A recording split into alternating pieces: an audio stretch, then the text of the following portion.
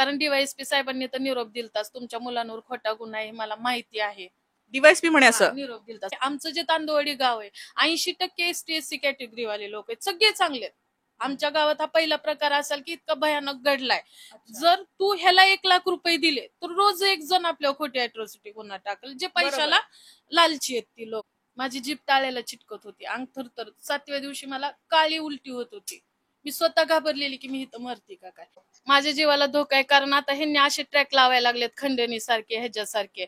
मला मारायच्या धमक्या आलेल्या आहेत, माझ्या समोर तसे कृत्य केलेले आहेत. पोलिसांमुळे माझ्यावर अन्याय झाला, त्यांची पण तशी धिंड काढण्यात यावी, किंवा माझ्यावर काय घातपात घडला तर ह्याला सगळ्या जबाबदार हे सगळे लोक असतील.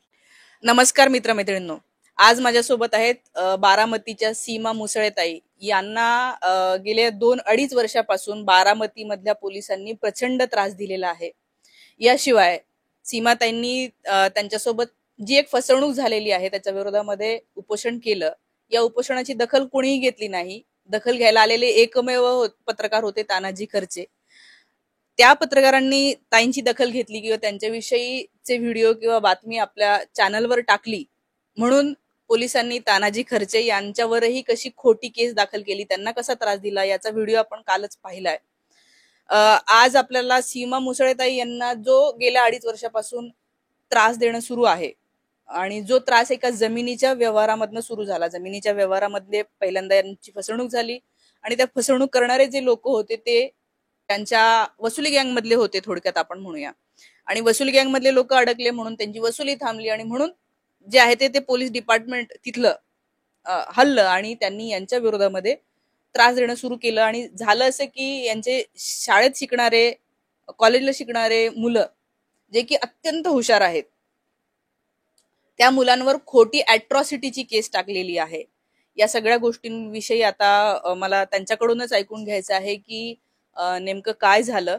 ताई, मला सांगा की याची सुरुवात कधी झालेली आहे, आणि नेमकं कशामुळे हे झालं की तुम्हाला त्रास देणं सुरू केलं पोलिसांनी?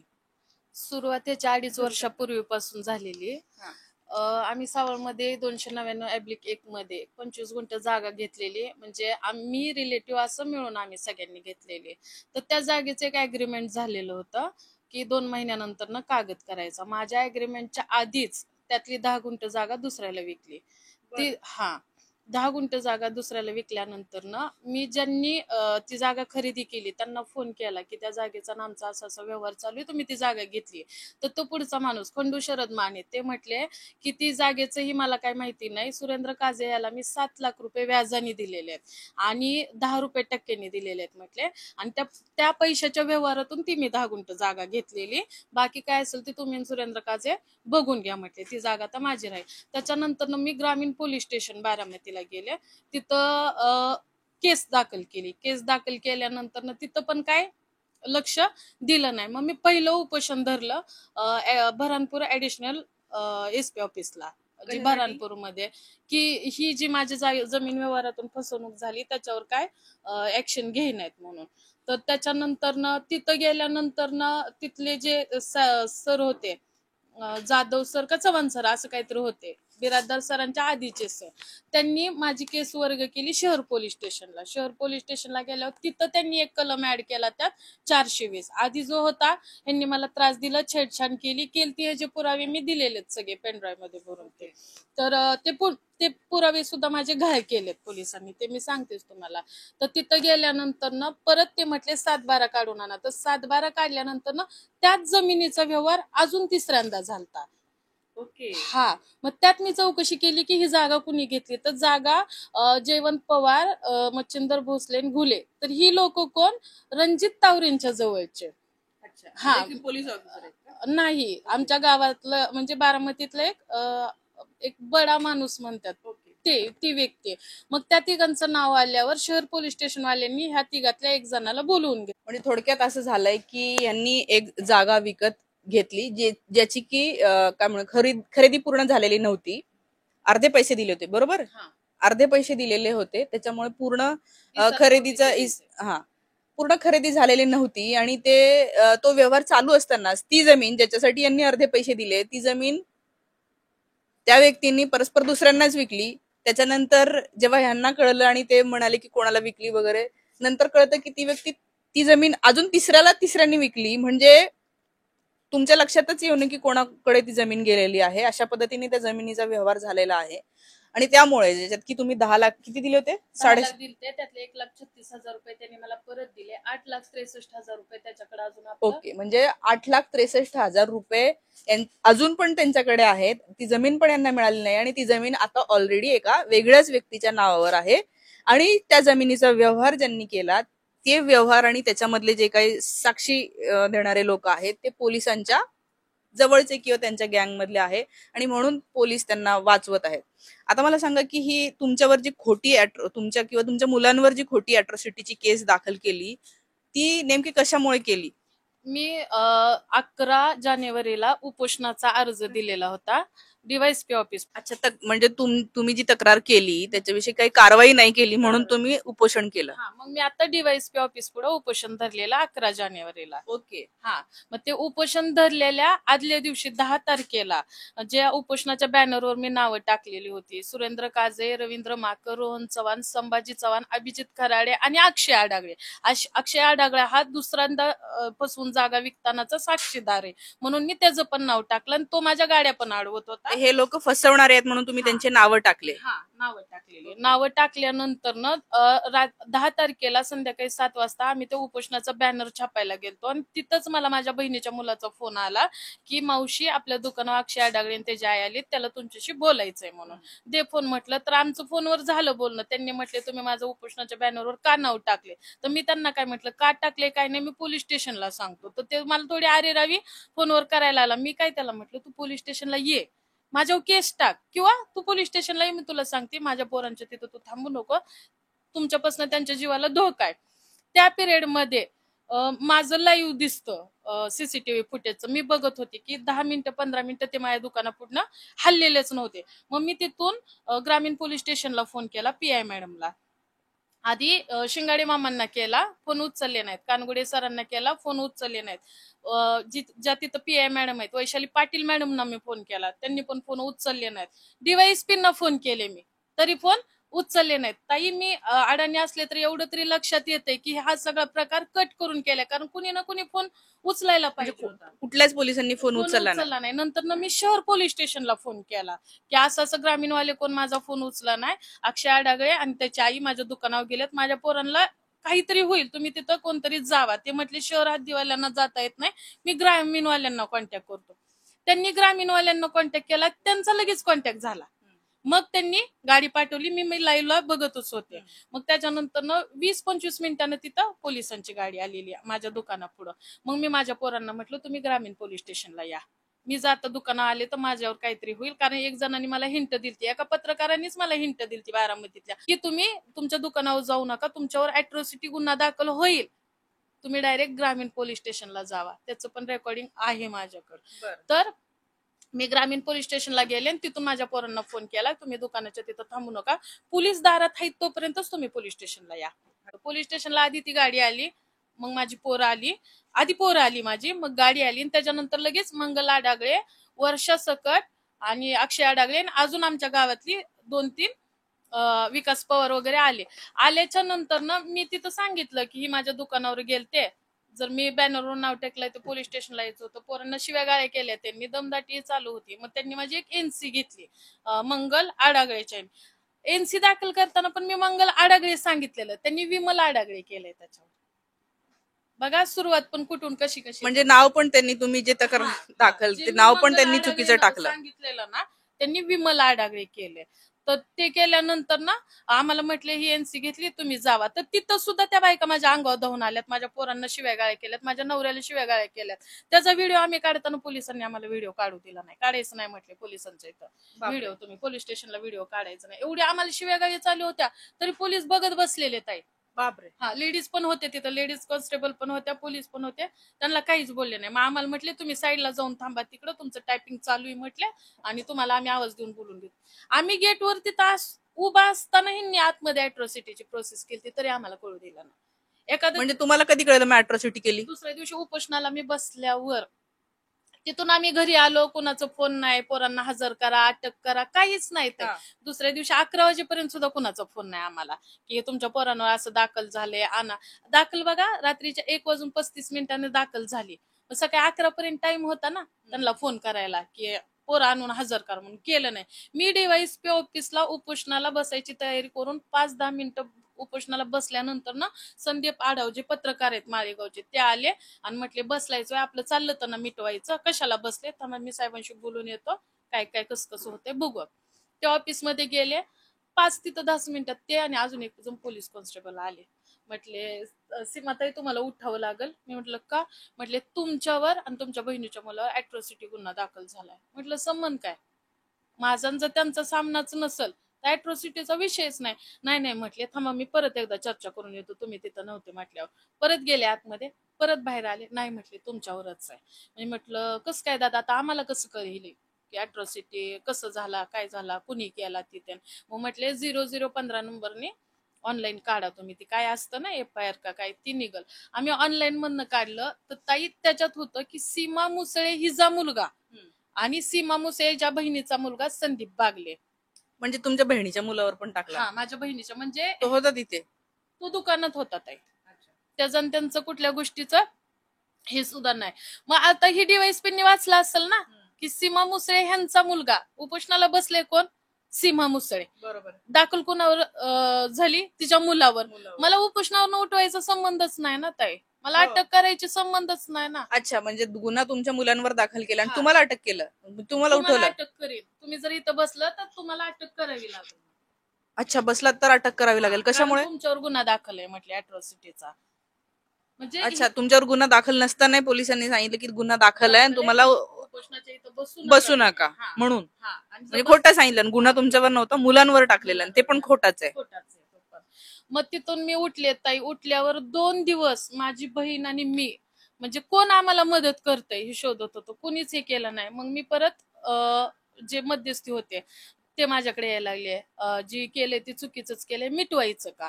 मी म्हटलं कसं? तर आधी तर म्हटले अक्षय आढावेकडून ॲफिडेविट कसलं असते ते घेऊ आणि मिटवू. मग मध्यस्थाकडून निरोप आला की विकास पवार जो अक्षय आढावेचा मित्र आहे त्याच्याकडून निरोप आला की 1,00,000 रुपये द्या आणि 50,000 रुपये मी स्वतःला ठेवणार, 50,000 रुपये मी अक्षय आढावेला देणार, 1,00,000 रुपये द्या, तुमचा आम्ही ॲफिडेविट द्यायला लावतो. म्हणजे पैसे तुम्हीच द्या, तुम्ही गुन्हा केला नाही तरी तुम्ही पैसे द्या, फक्त ही अॅट्रॉसिटीची केस मिटवू. तर ते झालं बरोबर 13 तारखेला, म्हणजे एक दिवस 11 तारखेला हे सगळं घडलं माझ्यासोबत. 12 तारखेला एक दिवस आमचा फिरण्यात गेला की कोण आम्हाला मदत कर.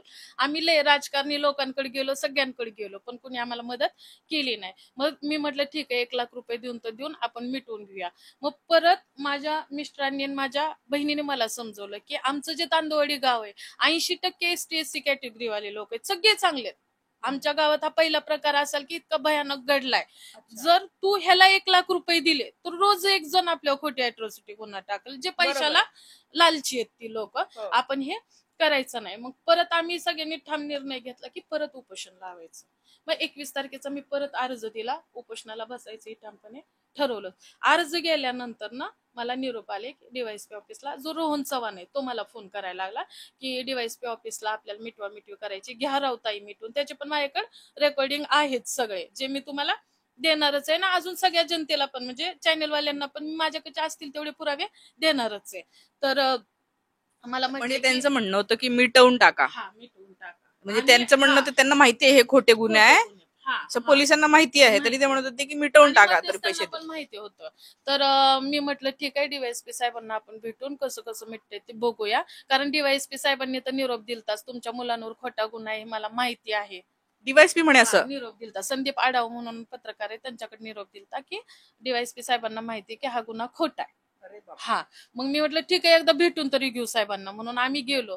आम्ही गेल्याच्या नंतर न तिथं जी माझे आरोपी आहेत सुरेंद्र काजे, रवींद्र माकर आला नव्हता, आरोपी तो माझ्या ह्याच्यात, सुरेंद्र काजळे, रोहन चव्हाण, अभिजित खराडे, संभाजी चव्हाण, माझ्यासोबत 1-2 जण, माझे मिस्टर, मी, आम्ही गेलो DYSP ऑफिसला. ऑफिसमध्ये गेलो, बसा म्हटले, बसलो. त्या आरोपी असे बसले, मी बसले, माझे मिस्टर उभा होते.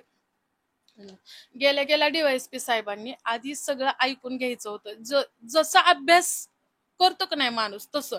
आणि माझ्या बरोबर घडलं हे DYSP ना काय माहिती की डायरेक्ट ते मलाच बोलायला चालू केले. काय बोलले? ते म्हटले की प्रतिष्ठित माणसाचं नाव तुम्ही सोशल मीडियावर बदनाम करताय म्हटले. रणजित तावरे जे आहेत त्यांचे. तर ते सुद्धा तुमच्यावर मानहानी की जे नाव बदनाम करताय म्हणून ते आणि खंडणीसारखं अर्ज टाकलेत म्हटले. मी त्याच्यावर कारवाई करू शकतो म्हटले, पण मी केलं नाही.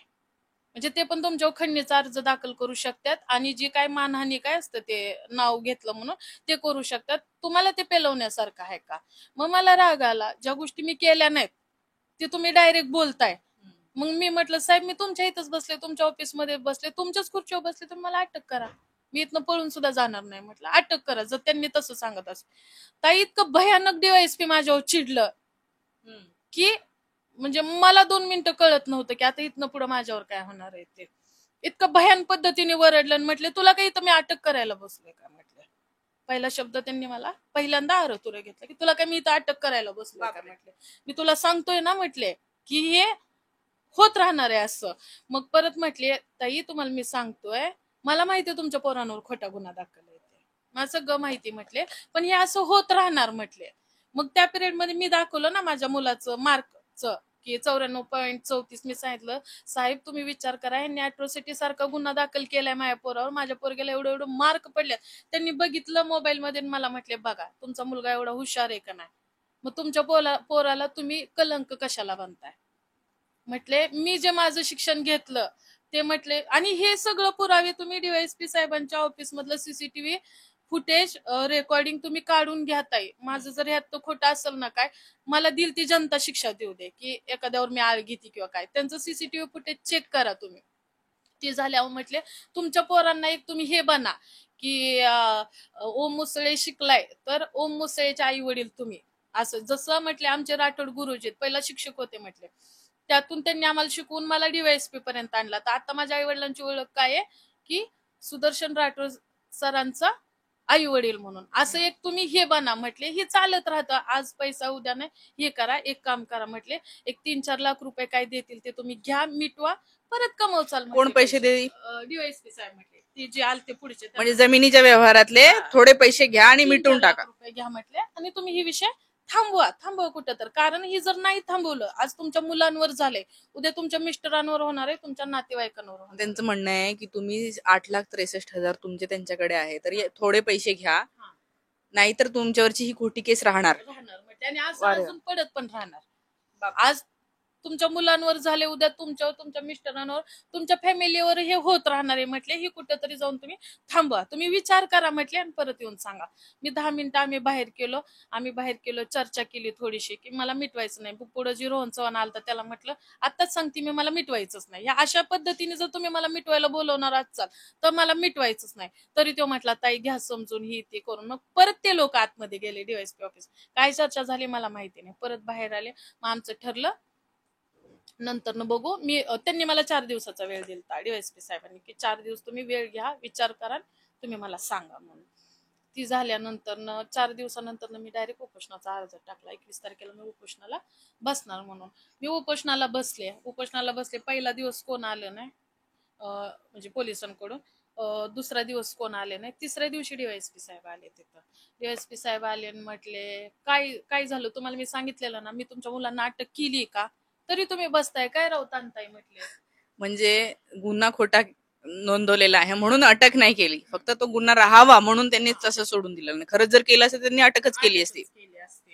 पण त्याचे पुरावे पण मी दिलेत ना की घटनास्थळीचे सगळे. बरोबर आहे, म्हणून अटक नाही केली. FIR दिली ना त्याचे मी पुरावे पण दिलते त्यांना ना, म्हणून अटक केली नाही पण गुन्हा काढला नाही काढला. आणि मला म्हटले ठीक आहे असं बसायचं तर बसून राहा, मला इथून पुढे काय करायचंय मी करतो म्हटले उपोषणाच्या जागेवर. हा मला विचारलं काय करणार, म्हटलं माझ्या मुलांना न्याय मिळूस तर मी काही ना उठणार नाही. ठीक आहे म्हटले बसून राहा म्हटले, मला काय करायचं ते मी करतो म्हटले. त्याच्यानंतर पण 4था दिवस गेला. फक्त ग्रामीणचे police PI madam, Vaishali Patil madam, Shingade madam ये जा करायचे, उठा बसू नका एवढे त्यांची ती प्रोसेस करायचे आणि जायचे. 5व्या दिवशी मी पत्रकारांना कॉन्टॅक्ट करत होते ताई. मी आमच्या बारामतीतल्या 4-5 पत्रकारांना कॉन्टॅक्ट केलं. 2 जणांनी माझ्या बातम्या पण नेल्या, 2-3 जणांनी, पण ती काय बातमी लावली नाही. मग माझ्या एका रिलेटिव्ह कडून मी म्हटलं की फोन केला की असं असं झालेलं आहे. म्हटलं कोण असं चांगलं पत्रकार आहे का जी ही सगळं आणल जनतेपुढे ते. मग त्यांनी मला नंबर दिला तानाजी करचे दादांचा. ते तानाजी करचे कोण काय करले मला ह्याच्या आधी त्यांचं अस्तित्व काहीच माहिती नव्हतं. मी त्यांना फोन केला तरी मला रडायला आलं. माझ्या पोरांची होरपड झालती, माझी होरपड झालती, माझ्या बहिणीची झालती, माझ्या बहिणीच्या मुलाची झालती, माझ्या पोराचे 15 तारखे पेपर होते त्याचं मला टेन्शन, माझ्या मुलाला टेन्शन. मग मी दादांपाशी तर रडले. म्हटलं दादा काही करा तुम्ही, पण म्हटलं तुम्ही या बातमी लावा. तर ते म्हटले ठीक आहे सकाळी मी तुम्हाला फोन करतो. म्हटलं मी आदल्या दिवशी रात्रीच फोन केला. दुसऱ्या दिवशी ते आले. आल्यानंतर ना आधी त्यांनी माझं सगळं बघितलं की खरोखर माझा कोणाशी व्यवहार झालता का, ह्याचे 2-3 दस्त झालेत का. म्हणजे त्यांनी काही डायरेक्ट बातमी लावली नाही ताई. आधी सगळी शहानिशा केली आणि त्याच्यानंतर ना माझी बातमी घेतली. ताई त्यांना सांगताना माझं काहीच फाटून आलं ताई. मी आई आहे एक, की मला मी त्यांना सगळं सांगितलं. त्या गोष्टीचं त्यांना कुठं तर काही जाणीव वाटली असेल म्हणून ती बातमी लावली. ताई जे 5 दिवस मला कोणी विचारायला आले नव्हते ती बातमी लागल्यावर पोलिसांचा ताफा माझ्यापाशी. बापरे. हा, सगळे पोलीस मला रस्त्याच्या मध्ये खुर्ची दिली, बसवलं आणि ती बातमी डिलीट करायला लावा आणि त्याच्यावरचं जे आकाशशब्द आहे ते काढायला लावा. जे 5 दिवसात कोण आले नव्हते ते तिथं. मी म्हटलं नाही माझं आणि त्यांचा, म्हणजे मी सांगितलं माझं आणि त्यांचा कॉन्टॅक्ट नाहीये. म्हटलं मी नाही सांगू शकत. म्हटलं तुम्ही बघा म्हटलं काय करायचंय. तर तिथं सुद्धा एका मध्यस्थाच्या फोनवर डीवायएसपी साहेबांचा फोन येत होता. ताई मी तुम्हाला सपोर्ट करतोय, मी तुमच्या मुलांना अटक केली का, एवढं तुम्ही स्टेटस ठेवत होते रणजित तावरे अजून ह्या सगळ्यांविषयी त्यांचे स्क्रीनशॉट मला येत होते, तरी सुद्धा मी दाखल केली नाही तुमच्यावर किंवा मी काय कारवाई केली नाही. म्हणजे ही सगळं तर कंप्लेंट आहे ना अखंड दिवस दुसऱ्या दिवसाच्या पर्यंत माझ्या मागे लागलेली की डिलीट करायला. मी म्हटलं मी त्यांना नाही सांगू शकत. त्याच्यानंतर न मला 28 तारखेला रात्री रात्री तुम्हाला सांगते 11-11:30 वाजता कळलं की तानाजी दादांना पोलीस स्टेशनला बोलवलंय. का बोलवलंय काय मला माहिती नाही. त्यांचं माझं काही कॉन्टॅक्टच नाही. असं मी कोणापाशी चौकशी करणार काय माहितीच नाही. मग मला 29 तारखेला कळलं की तानाजी दादांना अटक केली. म्हणजे काय मला काहीच माहिती ती नाही. पण खोटीच आहे तक्रार म्हणजे. हा, ती 1000% खोटी असणार ताई. जर माझ्या पण तुमची बातमी केली म्हणून त्यांच्यावर पण खोटी तक्रार करून हा. अटक केली. पण जी बातमी दादांनी लावली 5 दिवशी त्याच्यानंतर पण मी 2 दिवस होते उपोषणाला बसलेले. तर उपोषणाला बसल्यानंतर त्या 2 दिवसात पण माझ्याकडे कुणीच असं आलं नाही. फक्त ग्रामीण पोलीस स्टेशनचे पोलीस येत होते. ते पण माझी तब्येत खालवलेली आहे. माझी जीभ टाळ्याला चिटकत होती, अंग थरथर. 7व्या दिवशी मला काळी उलटी होत होती. मी स्वतः घाबरलेली की मी इथं मरते का काय. तरी माझ्याकडे डीवायएसपी आले नाहीत. एवढं सगळं तुमचं होतंय, मी तुमच्या पोरांचं निर्दोषी करतो उठा नाही, फक्त हा मी तुमच्या पोरांना अटक केली का, अटक केली का, आणि ते कसलं ब फायनल करतो क फायनल करतो असं सुद्धा ती मला नोटीस देत नव्हते की मी तुमच्या पोरांना अटक करत नाही म्हणून. मी थोडा युट्यूबवर अभ्यास केलता. 141 का 49 ची नोटीस असती ती सुद्धा ताई ते मला देत नव्हते. त्याच्यानंतर ना माझीच तब्येत इतकी खालवली की मी स्वतःहून म्हटलं की मला उठायचंय. त्या दिवशी ताई बरोबर 10:30 वाजता डीवायएसपी साहेब आले. तिथं मला उठवायचं ज्यावेळेस कळलं का त्यांना त्यावेळेस, तर त्यावेळेस पण ते इंदापूरवरूनच आलते. म्हणजे मला असं कळलं की इंदापूरवरून ते फोनवर सांगत होते आत्ताच इंदापूरवरून आले. त्यांनी मला नारळ पाणी दिले, फोटो पण आहेत. पण आणि मला असं आश्वासन पण दिलं की मी ह्यांच्यावर कारवाई करतो. जे मी उपोषणाच्या बॅनरवर नाव टाकलेले जे रणजित तावरे, रोहन चव्हाण आहे त्यांच्यावर कारवाई म्हणजे जमिनीच्या व्यवहारात फसवणूक केलेल्या लोकांवर. करतो. तुम्ही उठा म्हटले आणि तुमच्या पोरांना पण मी अटक करणार नाही. त्यांचं कसलं ब फायनल का फायनल करून देत. त्याच्यानंतर पण काहीच नाही म्हटल्यानंतर ना ताई नंतर ना एक आत्ताचा जी कालावधी गेला त्यात मी तानाजी दादांची एक बातमी बघितली. म्हणजे त्यांचा माझा कॉन्टॅक्टच नाही ना एवढ्या जी मध्ये काही वेळ गेला त्यात मला काय कळणार की त्यांच्यासोबत काय. त्यांची एक बातमी पडली ते निरंजन टकले सरांची. तर त्या बातमीत मला कळलं की दादांबरोबर काय घडलं. बापरे. म्हणजे तुम्हाला माहितच नव्हतं. मला काहीच माहिती नव्हतं. मला त्या बातमीत कळलं की दादांबरोबर काय काय घडलं, त्यांना कसं चालवत नेलं, त्यांचे ते कपडे काढून झोपलं. थंडी होती ताई तिथं, आम्ही उपोषणाला बसलेलो 2-2 रग घेऊन आम्ही स्वतः झोपत होतो. मग त्यांना बिना पांघरुणाचं झोपवलं तिथं. का, मला न्याय द्यायला आले म्हणून. सगळं मला हे केलं म्हणूनच झालं ना.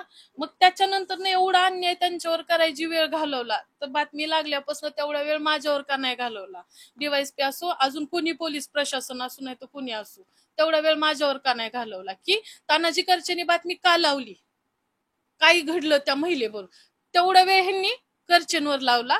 धिंड काढणे, घराची झडती घेणे, काय असेल ते असंच असं. तेवढा वेळ मला का नाही घालवला त्यांनी? ह्या खोलवर डीवायएसपी असू किंवा पोलीस प्रशासन असू, का खोलवर गेलं नाही, की कर्चेंनी बातमी का लावली, ह्याचा पण अभ्यास करायला पाहिजे होता ना. बरोबर आहे. म्हणजे त्यांना सॉल्व्ह करायचं नव्हतं, त्यांनी हा. त्यांच्या विरोधात बोलले म्हणून डायरेक्ट अटक. हा, मग त्याच्यानंतर सुद्धा एवढं काही हे नव्हतं. पण जशी करचे दादांची बातमी लागली तसं परत मिटवीला माझ्याकडे निरोप यायला लागल्यानंतर मी सांगितलं त्यांना की नाही, आता जी काय होईल ते न्यायालयात होईल. मी कोर्टात सगळं अर्ज टाकलेत. मी वरिष्ठांशी सुद्धा माझं बोलणं झालेलं आहे. मला काय असेल ती माझी मिटवी न्यायालयात होईल म्हटलं, इथं मला मिटवायची नाही. तर परत एक त्या दिवशी बातमी पडली इंडिजरनी त्या ह्याच्यात. ती बातमी पडल्यानंतर एक जण आला आमच्याकडे, आला आणि म्हटला, रणजित तावरेंचा निरोप आहे की 10 लाख रुपये देतो, तेवढं त्यांना ते मिटवायला हवं. म्हणजे तुमच्या लक्षात येते का ताई, मी 2 दिवस झाले एक ती गोरे मॅटरची मी बातमी बघते. 1 कोटी रुपयाचे खंडणी देऊन हे केलं, फसवलं, ट्रॅप मध्ये अडकवलं. हा, तसं माझ्या विरोधात काहीतरी चाललंय.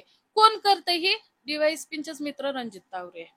म्हणजे आता बघा तुम्ही ताई, माझ्या मॅटर मध्ये हे 5-6 जण अडकलेत, रणजित तावरे अडकलेत, डीवायएसपींवर पण माझ्या मुलांवर खोटा गुन्हा दाखल केलाय म्हणून. तर ह्यांनी जाणून बुजून मला खंडणी सारख्या प्रकारात अडकवायचं आणि त्यात परत असंच विषय करायचा ना की तानाजी कर्चनचे ह्यांचं काहीतरी मिलीभगत झाली ह्यात, म्हणजे माझ्या बरोबर त्यांच्यावर सुद्धा कारवाई करायची. ह्या हिशोबाने आता मला मिटवायला यायसाठी किंवा माझ्यावर खंडणी दाखल करायसारखे प्रयत्न चालू आहेत. बापरे. म्हणजे यांच्यावर तर झालंच, तानाजी खर्चेंना अटक झाली. मग ते जेव्हा मीडिया समोर आले आणि 2 चॅनलवर जेव्हा त्यांची बातमी आली, त्यांनी सांगितलं की आपल्यासोबत काय झालं, तेव्हा मग तिथले पोलीस जागे झाले आणि आता यांना म्हणतात की तुम्ही आता मिटवून टाका. या लेवलला ते गेलेलं आहे. मला असं वाटतं की आपण पोलिसांकडे की बाबा ते न्याय देतील आपल्याकडे, आपल्याला, म्हणून आपण असं बघतो, तर उलटच होत आहे. ते खोटे केसेस दाखल करतात आणि अशा प्रकारे इतका त्रास देणं जे काही चाललेलं आहे, मला असं वाटतं की तरी पण तुम्हाला मानावं लागेल की तुम्ही एवढ्या धाडसाने, तुम्ही न घाबरता तुम्ही चुकी नाही ना बोलत ताई. आहात. तुम्हाला काय वाटतं, म्हणजे आता इथून पुढे काय तुमच्यावर धाक आहे आणि किंवा काय, आणि पुढे तुम्हाला काय हवं, काय आता तुमचं काय म्हणणं आहे शेवटी? माझं एवढंच म्हणणं आहे, जे माझं काय मिटवी करायचं ही ज्यावेळेस न्यायालयातून माझ्यावर न्याय होईल त्यावेळेस ते बघता येईल. पण जर कोणी मिटवायला येऊन माझ्यावर खंडणीसारखा गुन्हा दाखल करायचा, त्यात करचे दादांना ओढायचं, कारण त्यांनाही हे घेणार आहेत, कारण त्यांनी मला न्याय देऊन त्यांचं सगळं पोलीस प्रशासनाचं आणि ह्या 2 नंबर धंदेवाल्यांचं, 2 नंबर धंदे मी काय सांगते सांगत आहे, रणजित अशोक तावरे लाखे जे आहेत ह्यांचा व्याजाचा धंदा आहे. आणि त्या व्याजाच्या धंद्यात वसुली करायला हे रोहन चव्हाण आणि जी ही ह्यातले गुन्हेगार आहेत, माझ्या केसमधले जे आरोपी आहेत, ही त्यांचे सगळे काम करतात. ते आरोपी हत्यारे घेऊन फिरतात असं पण तुम्ही सांगितलं, तुम्हाला धाक दाखवलेला आहे, तुमचा रस्ता अडवलेला आहे, त्या केसेस जे काय चाललेलं आहे ते मागे घेण्यासाठी धाक दाखवतात, शब्द वापरतात. त्यांच्यातला जी आहेत ती म्हणतात सुरेंद्र भाऊवर आला की मानेवर घाला. आणि हे मी पीआय मॅडम वैशाली पाटील मॅडमला जाऊन सांगितलेलं आहे की माझ्या बरोबर असं असं घडतंय, तर त्या मला म्हणतात प्रूफ पाहिजे दाखल. म्हणजे हे तर मारण्याचीच धमकी आहे ना, की तुम्ही जर का त्यांच्या विरोधात केस कराल तर तुमच्या मानेवर घाला. आणि ह्या गोष्टी मी पोलीस स्टेशनला सांगायला जाते तर मला म्हणतात पुरावे आणा. मग माझ्या पोरांवर अॅट्रॉसिटी गुन्हा दाखल करायचे पुरावे काय आहेत की माझ्या पोरांनी असं केलंय, किंवा जे करचे दादा आहेत त्यांचा पुरावा काय आहे की दादांवर अॅट्रॉसिटी गुन्हा दाखल केलाय. आणि दुसरी गोष्ट, माझी एफआयआर बघा ताई, आज जर डीवायएसपी साहेबांकडे ह्याचा गुन्हा आहे, दाखल करताना साहेबांच्या कानावर असेल किंवा झाल्यावर असेल, एफआयआर मध्ये काय दिलेलं आहे ताई, 10/1/2025 रोजी रात्री 8:40 सीमा मुसे यांच्या स्टेशनरी दुकानावर मी व माझी मुलगी वर्षा सकट आणि मंगल आडागळे गेलेलो होतो. तर तिथं सीमा मुसळे ह्याचा मुलगा, ज्याचं नाव माहिती नाही ताई, सीमा मुसळे हिचा मुलगा व तिच्या बहिणीचा मुलगा संदीप बागल, ह्यांना आम्ही जाऊन विचारलो, तुझ्या मावशीनं आमच्या उपोषणाच्या बॅनरवर माझ्या भावाचं नाव का टाकले हे विचारायला गेलतो. आणि तिथं सीमा मुसळे हिचा मुलगा म्हटला की म्हणजे जातीवरून शिवी दिली, जातीवरून शिवी नाही दिला, हा, म्हणजे जातीवरून बोलला की तुम्ही या जातीचे, तुम्ही इथे कशाला, जातीचे इथं का आलेत तुम्ही असं म्हटला. आणि संदीप बागले आणि माझा मुलगा वर्षाशी सकट हिच्या अंगावर धावून गेले. बापरे. असं त्यांनी हे टाकली. माझी पोरं केवढी, ते केवढे. आणि हे दुकानावर तुमच्याकडे सीसीटीव्ही आहे जे की ह्याच्यात लिहिलंय की मुलीच्या अंगावर धावून गेले, पण सीसीटीव्ही मध्ये असं काहीही दिसत नाहीये, त्याच्यामुळे हे सरळ सरळ खोटी केस आणि आहे. वर्षासकट ही पोलीस आल्यानंतर तिथं आलेले आहेत. अक्षय आडागळे, ज्याचं मी उपोषणाच्या बॅनरवर नाव टाकलेलं, जो माझ्या गुन्ह्यात आहे साक्षीदार म्हणून व्यवहारात, तो आणि त्याची आई आलते. मग यांनी वर्षासकटच्या नावाने कसं काय केस टाकली ह्याचं. आणि अजून एक मुद्दा सांगतो, तिथं पोलिसांची गाडी आलती, 112ची गाडी मी पाठवलेली होती. तर त्या पोलिसांना ह्यांनी का सांगितलं नाही की ह्या पोरांनी जातीवाचक शिवेगाळ केली किंवा काय केली म्हणून. बरोबर आहे. डायरेक्ट अॅट्रॉसिटी म्हणजे टाकली. पोलीस आलेले दिसतात सीसीटीव्ही मध्ये, तेव्हा ते म्हणले नाही की हे जातीवाचक बोलले, आणि ते पोलीस स्टेशनला गेल्यानंतर 2-4 तासांनी मग त्यांनी तसं ठरवलं की आपण अॅट्रॉसिटी टाकूया, आणि त्या अर्थाने आणि हे असं पण झालेलं नाही. ज्यावेळेस ही दोघं माझ्या दुकानावर आले, अक्षय आडागळे आणि मंगला आडागळे, त्यावेळेस मी ग्रामीण पोलीस स्टेशनचे शिंगाडे मामा म्हणजे पोलीस आहेत त्यांना फोन केलेले आहेत, कानगुडे सरांना फोन केलेले आहेत, पीआय मॅडम वैशाली पाटील मॅडमला फोन केलेले आहेत, आणि ह्यांनी फोन उचलल्या नाही. नंतर मी डीवायएसपी साहेबांना पण फोन केल्यात. डीवायएसपी साहेबांनी पण माझ्याकडे फोन केला. ते तर मी तुम्हाला सगळे पुराव्यांबरोबर त्यांचं ते मोबाईलचं देतेच. मी शेवटी शहर पोलीस स्टेशनला फोन केला. शहर पोलीस स्टेशनला सांगितलं ग्रामीणवाले फोन उचलत नाहीत. म्हटलं असं असं माझ्या दुकानावर झालेलं आहे, माझ्या पोरांच्या जीवाला धोका आहे, कुणीतरी पाठवा. मग शहरवाल्यांनी ग्रामीणवाल्यांना कॉन्टॅक्ट, त्यांचा कॉन्टॅक्ट लगेच झाला, पण माझा तुमचा फोन नाही उचलला. हा. म्हणजे हे कटकारस्थान करून केलेले. कशासाठी? रणजित तावरे आणि त्यांचे जे हे साथीदार आहेत त्यांना वाचवण्यासाठी. का वाचवण्यासाठी? की हे सगळे डीवायएसपी साहेबांच्या संपर्कातले आहेत. तुम्ही का वाचवताय? तुम्ही मला न्याय द्यायला. एक महिला 2.5 वर्ष झालं तुमच्याकडे येते, 4 पोलीस बदलले, 4 तपासी अधिकारी बदलले, 2 डीवायएसपी बदलले. पहिले गणेश इंगळे साहेब होते, नंतर राठोड साहेब होते. 2.5 वर्ष झाली ही महिला येते, म्हणजे काही त्रास याचा अभ्यास का केला नाही, जेवढा करचे दादांवर नंतर ना अन्याय करायला केला. बरोबर. हा. शेवटी तुम्हाला काय म्हणायचं, पोलिसांना काय सांगणं तुमचं? मला ह्याच्या आधी मी उपोषणाला बसलेले, मला माझ्या मुलांना न्याय पाहिजे, पण माझ्यासोबत आता तानाजी दादांना सुद्धा न्याय पाहिजे. तानाजी दादांवरचे जे खोटे गुन्हे दाखल केलेत आणि माझ्या मुलांवर खोटे गुन्हे दाखल केलेत, हे जी शहानिशा करून ह्या सगळ्यांना न्याय मिळाल्याशिवाय मी गप्प राहणार नाही. मी आज तुमच्याकडे आली, मी प्रत्येक न्यूज चॅनेलवाल्याकडे जाणार, मी प्रत्येक बातमीवाल्यांकडे जाणार, मी जगासमोर मी स्वतः येऊन उभा राहणार की हे सगळं किती भयानक केलंय ह्यांनी. त्यांनी माझ्यातली आई मारली, बहीण मारली, मावशी मारली, म्हणजे माझं स्वतःच जगणं मुश्किल केलं. माझ्या मुलांना आत्महत्या करायला प्रवृत्त केलं, मला आत्महत्या करायला प्रवृत्त केलं, आणि मला न्याय द्यायला येणाऱ्या करचे दादांवर सुद्धा तीच वेळ आणली. का? कोण नाहीये का बारामतीत मला न्याय द्यायला यायला? 5 दिवस कुणाला माझी व्यथा कळली नाही का? जर दादा माझ्यासाठी आलते तर ते का आलते हे शोधायचं कारण सोडून त्यांच्यावर अभ्यास करायला चालू केलं. का? त्यांचे धंदे बंद झाले ना, थोडक्यात सगळे बंद झाले. त्याच्यामुळे ते बंद होतील. तुमच्यावर म्हणजे रणजित अशोक तावरे ही अशी व्यक्ती बारामतीतली की सगळे म्हणजे सूत्र तिथून हलतात. पोलिसांचा हप्ता वगैरे ही सगळं ह्या सगळ्या लोकांकडून जातो. त्याचे मी पुरावे देते. माझ्या पोरांवर दाखल व्हायच्या त्या दिवशी दुपारी 2:15च्या सुमारानंतर ज्यांनी दाखल केली, त्यांच्या जी रोहन चव्हाण वगैरे, ते पोलीस स्टेशनला होते. त्याचे सीसीटीव्ही फुटेज जरी काढले तुम्ही तरी त्यात दिसणारच आहे. मग जो एक आरोपी, तो आरोपी पर्सनली तिथल्या पोलीस कॉन्स्टेबल लेडीज आहेत, शिरतोडे मॅडम म्हणून, त्यांच्यासोबत ते 15 मिनिटं बोललेत. काय बोललेत? जे त्यांच्यासोबत आले त्यांना बाहेर घालवलेले त्यांनी. त्याची पण चौकशी व्हावी. ह्यात आमचं जी ही चाललंय त्यात पोलिसांची चौकशी व्हावी, ह्या सगळ्या आरोपांची चौकशी व्हावी. ह्यांचे फोन रेकॉर्ड चेक करायचे, कोणाचं कोणाशी कशासाठी संपर्क झालेला आहे ती, आणि ह्या सगळ्यातून तमाम म्हणजे महाराष्ट्रातल्या जनतेकडून, वरिष्ठ पोलीस अधिकाऱ्यांकडून मला न्याय पाहिजे. तुम्हाला जीवाला धोका आहे असं तुम्हाला वाटतं का? हो, माझ्या जीवाला धोका आहे. कारण आता ह्यांनी असे ट्रॅक लावायला लागलेत, खंडणी सारखे, ह्याच्यासारखे मला मारायच्या धमक्या आलेल्या आहेत, माझ्या समोर तसे कृत्य केलेले आहेत. माझ्या जीवाला काय झालं, माझ्या मुलांच्या जीवाला काय झालं, माझी जेवढी फॅमिली, माझे भाऊ जे माझ्या संलग्न आहेत त्यांच्यावर जर काय झालं, मला जर काय झालं, तर ह्याला सर्वस्वी जबाबदार प्रथमतः डीवायएसपी सुदर्शन राठोड, रणजित अशोक तावरे, पोलीस प्रशासन आणि माझ्या ह्या गुन्ह्यातले आरोपी सगळे असतील. आणि ज्यांनी माझ्या मुलांवर खोटी अॅट्रॉसिटी गुन्हा दाखल केला त्यांच्या सहित माझ्या मरणाला किंवा माझ्यावर काय घातपात घडला तर ह्याला सगळ्या जबाबदार हे सगळे लोक असतील. जे ह्यात पोलीस माझ्या ह्याच्यात आरोपी आहेत, ज्या पोलिसांमुळे माझ्यावर अन्याय झाला त्यांची पण तशी धिंड काढण्यात यावी. आणि जसे की आता त्यांची बातमी लावली म्हणून तानाजी खर्चेंना त्रास दिला, होऊ शकतं की त्यांच्या विषयी जे कोण बोलायला लागतील त्यांना त्रास देण्याचा प्रयत्न होईल, पण मला असं वाटतं की हे जास्तीत जास्त बोलत राहिलं तरच ते थांबू शकतं आणि हे